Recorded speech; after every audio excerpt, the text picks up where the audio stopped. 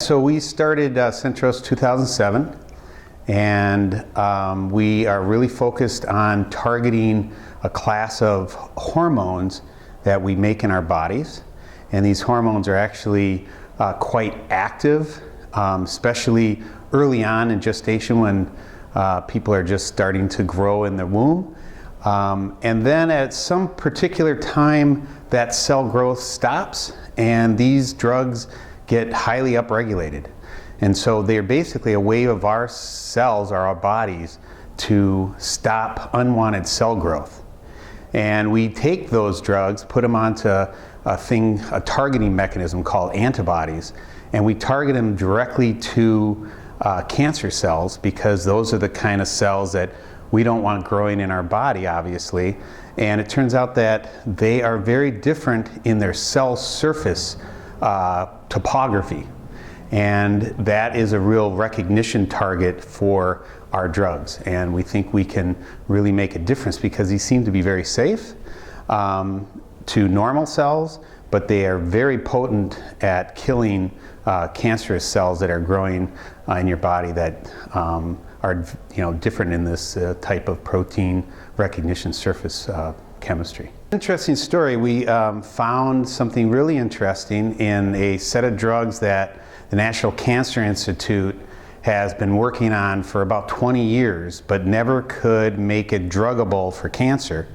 It's a drug that actually if we have heart arrhythmia, we'll take it small amounts to keep our heart beating naturally.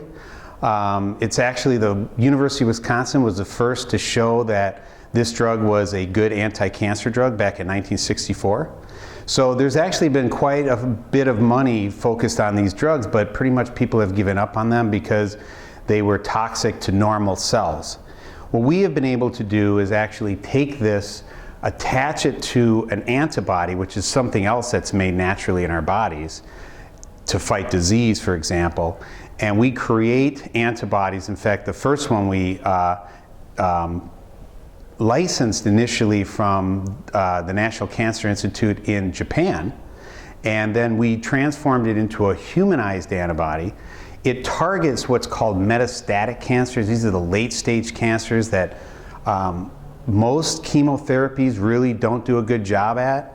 And because our antibody with the drug never needs to get into the cell, the mechanisms that keep cancer growing when you induce them with chemotherapeutics is not going to affect our drug. We're trying to focus on pancreatic cancer. We have a great collaboration with a group at the Medical College of Wisconsin where they have treated patients with up to 4 different drugs, and these drugs for pancreatic cancer are just not effective. So for a patient that has pancreatic cancer or any real late stage cancers where chemotherapy was not effective, this drug becomes maybe their last resort.